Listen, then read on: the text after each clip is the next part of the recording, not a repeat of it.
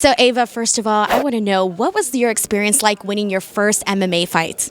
It was great. I had a really good time in the cage. It was a new experience, and I'm just really happy with everything that happened that fight and the outcome. You know, I did everything I was supposed to do. I made some mistakes, figured them out, talked myself through it in my head, and I got through and got the knockout. So, you're going into this fight, obviously you have all of these emotions for your first fight, and, to have that victory, what was running through your mind while you were celebrating?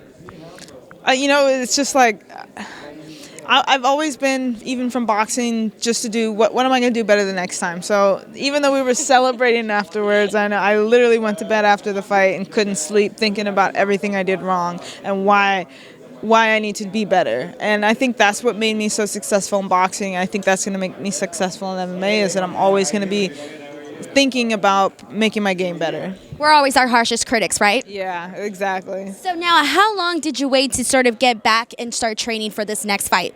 So I had a boxing fight, I think 8 weeks after that, first MMA fight, and right after that I'm here for this. So I had another few weeks off, and I went back to a camp, obviously 2 separate camps, but it got me to clear my mind up. And when I got back here, I knew that everything I was going to do was going to be on the ground, and I was excited for that, and just to keep learning and keep doing things that I haven't done before. So I'm ready to get this next fight over with.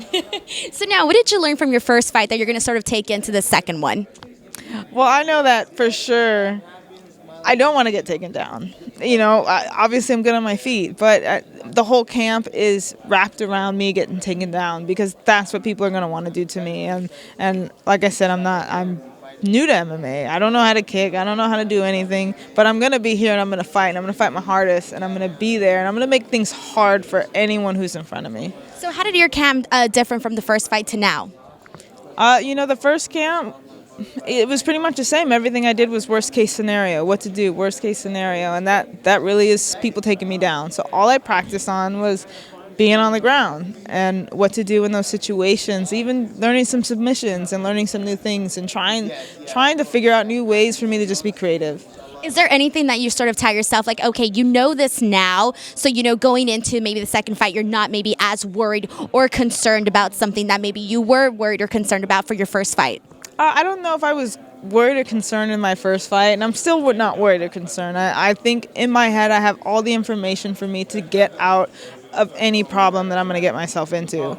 And if anything happens, it's going to be my fault. It's going to be making a mistake and not being perfect. So I know that everything that I know from the first fight and making mistakes, and even being in the gym and making mistakes, I'm going to make all that better.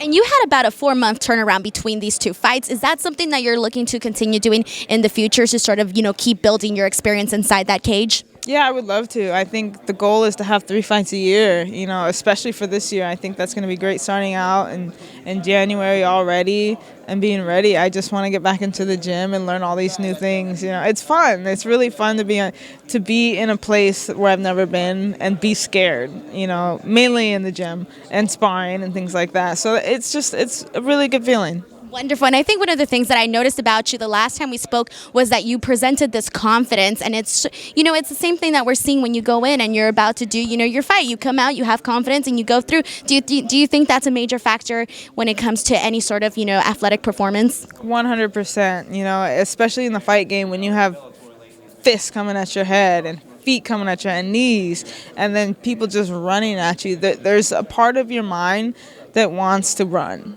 But if you can take that away and be super strong, you're going to win. You're going to win mentally. And it's hard to break people who mentally are strong. And you can be beating someone up for I compare it to boxing. You could be beating someone up for 5 rounds, and they might mentally just be looking at you like they still want to kill you. And those are the people you have to worry about, because you have a real fight on your hands.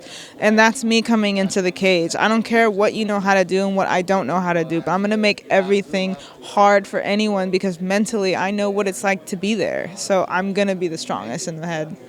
Wonderful. Thank you so much, Ava. Thank you. Thank you.